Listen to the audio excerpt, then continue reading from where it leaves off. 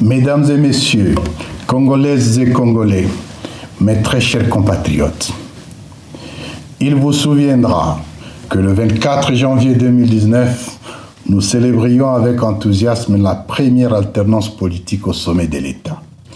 Bien qu'ayant suscité autant d'espoir, cette passation pacifique du pouvoir a malheureusement engendré une caste de carnassiers politiques et économiques, essentiellement issus d'une clique tribale constituée d'anciens repris de justice, sans cursus scolaire ni professionnel. Comme conséquence, M. Félix Tshisekedi Tshilombo a réduit la nation à son clan en institutionnalisant le tribalisme. Il a marché sur la cohésion nationale en divisant les Congolais. Il détourne et dilapide les ressources de la République. Il déchire la Constitution et crache sur toutes les lois jusqu'à violer intentionnellement son propre serment. M. Tshilombo est un traître face à la nation et il est passible d'une haute trahison. Son régime a installé le totalitarisme, une pensée unique basée sur la terreur, l'oppression, les arrestations arbitraires, les assassinats, massacres et tueries, en poussant la plupart des personnalités congolaises à l'exil. Ainsi, la moindre contradiction avec cette tyrannie vous contraint au silence hypocrite, à l'arrestation ou à la mort. Sous ce régime, le nombre de Congolais demandeurs d'asile est en croissance exponentielle. Aux uns, on dénie la nationalité et aux autres, on attribue des nationalités fictives et exclusionnistes. M. Tshilombo a instauré un système de la rue basé sur les injures, le mensonge, le parjure, les discours de haine, le populisme, les fausses promesses et autres frivolités. Son régime est caractérisé par des détournements et l'enrichissement sans cause. Des milliards de francs congolais sont volés à longueur de journée à travers des surfacturations et des projets fantaisistes dont les décaissements ne respectent aucune procédure légale. Les secteurs juteux de l'économie nationale sont accaparés par Tshilombo et son clan. Certaines provinces bien identifiées sont devenues des vaches à lait de la famille régnante. L'instauration de l'état de siège et la prorogation continue depuis 3 ans participent de cette logique de prédation. Dans les domaines de la sécurité et de la défense, cette bande d'incompétents corrompus a désacralisé toutes les fonctions régaliennes de l'État. L'armée, la police nationale et l'administration publique sont clochardisées et la justice aux ordres. Rattrapé par ses infirmités dans la conduite des affaires de l'État, le régime a bradé la souveraineté nationale en intégrant des forces négatives dans les systèmes de défense et de sécurité de la République. Des Congolais sans qualité, des coupeurs de route et des idéologues des génocides se voient attribuer des armes à feu dans le but de s'aimer la terreur et massacrer les populations civiles. Plus grave, le régime de Kinshasa a recyclé, entraîné, équipé et financé les FDLR, tout en collaborant criminellement avec les ADF Nalu dans le but de déstabiliser la sous-région. Il s'emploie aussi à distribuer des armes blanches et à feu aux milices de son parti UDPS, notamment les forces du progrès et la base Bilanga de Kasumbalesa. Très chers compatriotes, la nation est fissurée, les communautés linguistiques émiettées, les tribus dressées les unes contre les autres, la presse muselée et l'opposition politique persécutée. Tshilombo constitue une menace pour la paix et la stabilité, aussi bien pour la République démocratique du Congo que pour la sous-région des Grands Lacs. Un petit noyau de privilégiés composé de jouisseurs s'approprie toutes les richesses du pays. La population, quant à elle, croupit dans une misère indescriptible. Pauvreté endémique, famine généralisée, insalubrité chronique et des embouteillages monstrueux, plus particulièrement à Kinshasa. Le pays n'est pas gouverné. Très chers compatriotes, face à cette situation alarmante, une menace réelle contre la nation et l'État, nous avions le choix entre rester indifférents, c'est-à-dire complaisants, ou agir. Nous avons opté pour l'action.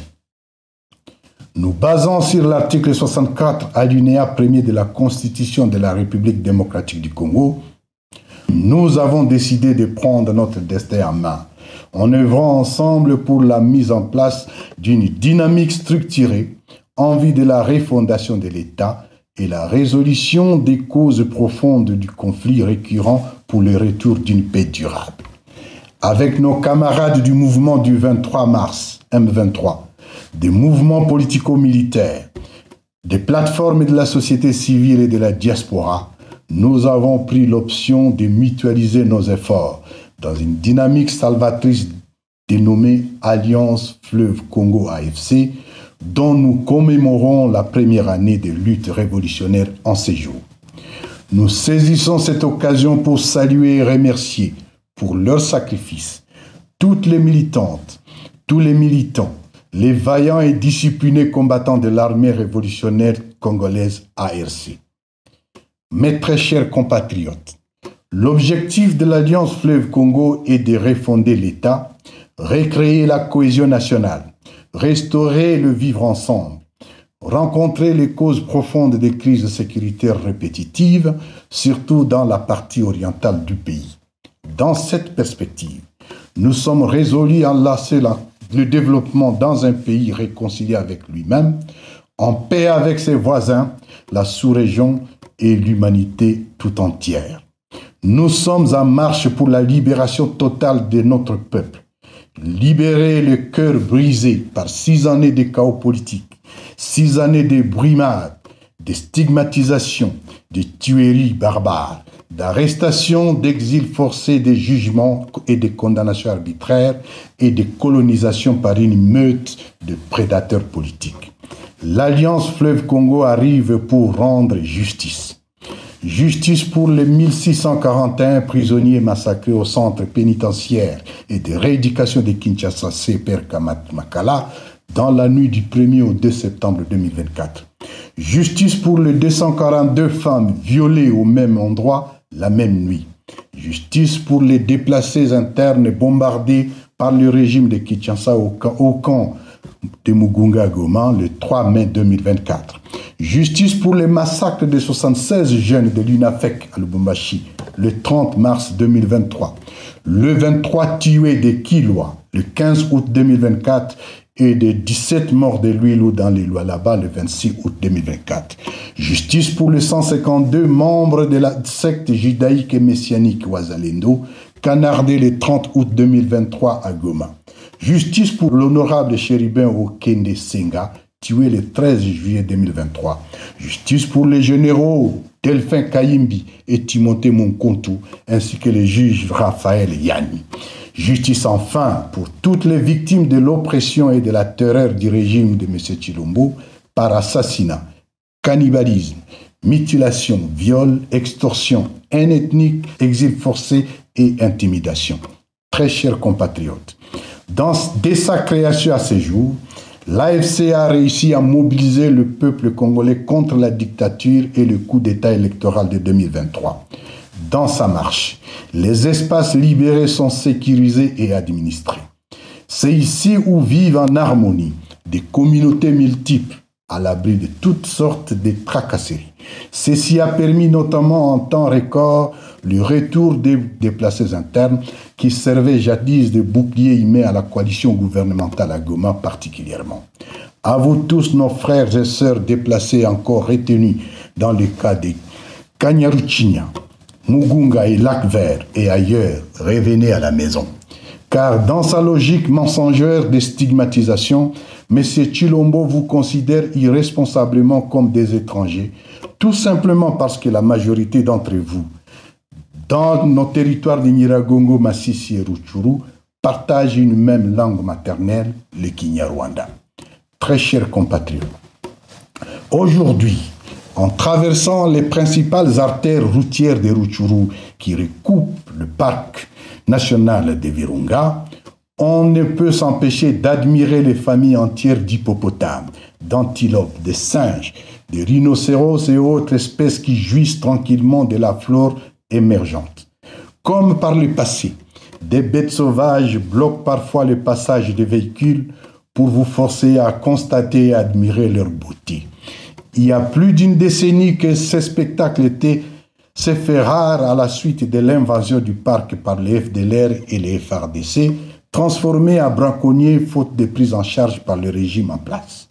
Les espaces rendus désertiques par les FDLR, suite à la coupe de bois servant à la fabrication de la braise, se reconstituent progressivement. On peut désormais y observer le retour de l'écosystème et une verdure agréable des espaces qui redorent la beauté de notre patrimoine mondial. Pour ce, nous continuons à sensibiliser notre population à respecter les limites du parc. À cet effet, nous y avons interdit toute activité de coupe de bois et de ramassage de bois morts. Nous sensibilisons nos populations et travaillons sur des solutions alternatives pour le bien de nous tous. C'est ce havre de paix que nous voulons reproduire sur l'ensemble du territoire national. Très chers compatriotes, permettez-nous de saluer l'héroïsme des milliers de jeunes venant de toutes les provinces qui s'engagent dans la formation militaire pour servir dans l'armée révolutionnaire congolaise ARC, noyau de base pour la constitution de nos prochaines forces de défense et de sécurité. Au plan politique, des milliers de cadres, dont un grand nombre de femmes, ont été formés et outillés. Ils sont prêts à montrer l'exemple du changement à tous les niveaux. Des milliers de citoyens sont mobilisés dans toutes les 26 provinces de la République et les adhésions sont de plus en plus débordantes. Nous sommes conscients que les attentes sont énormes dans la partie encore sous dictature. Pendant ces temps, tous nos outils de gestion ont été affinés et nos structures se consolident de fil en aiguille. Nous pouvons vous assurer que dès l'entame de cette deuxième année, la révolution sera beaucoup plus rapide, éclair, fulgurante et salutaire. Dans les prochaines semaines, nous vous présenterons solennellement notre offre politique pour la nouvelle République démocratique du Congo. La fin du régime de M. Tshilombo s'accélère inexorablement. Très chers compatriotes, comme vous pouvez le constater, la première année de la Révolution a été fructueuse et bénéfique à notre peuple. Nous avons permis à nos élites de se réveiller et avons réussi à bâtir un modèle de gouvernance stable, équilibré et sécurisé dans nos espaces. L'armée révolutionnaire congolaise marque exemplairement le territoire et maintient l'ordre et la discipline dans une parfaite complicité avec la population. À vous, jeunes, cette révolution constitutionnelle est la vôtre. Prenez votre destin en main. Ne cédez pas au piège de ces jouisseurs et menteurs. Ne cédez pas à la tentation de la facilité. Seule la lutte et le sacrifice libèrent. Engagez-vous, résistez, rejoignez la révolution. À vous tous, chers compatriotes, qui partagez l'idéal de la démocratie et du changement contre la dictature de M. Tshilombo, l'heure est au rassemblement. Chers compatriotes, nous ne saurions clore ces propos sans rappeler la position de l'Alliance Fleuve Congo au sujet du processus de Luanda. En observatrice intéressée, l'Alliance Fleuve Congo reste favorable à toute voie politique visant à mettre fin à la crise en République démocratique du Congo. Bien qu'encourageant le processus de Luanda mené par le président de la République angolaise, son Excellence João Manuel Gonçalves Lorenzo, reste partiel parce qu'il occulte les autres aspects de la crise congolaise qui justifient notre révolution constitutionnelle. De ces faits, l'Alliance Fleuve Congo n'est pas concernée par ce processus et les résolutions devant en découler ne nous engagent pas. Car, comme le disaient les sages Mahatma Gandhi et Nelson Mandela, tout ce que vous faites pour moi, sans moi, vous le faites contre moi. Très chers compatriotes, nous bâtirons un État moderne, espace de paix, de bien-être et d'opportunités pour tous les Congolais, pour la sous-région et pour toute l'humanité. Que vive l'Alliance Fleuve Congo, que Dieu bénisse la République démocratique du Congo, Je vous remercie.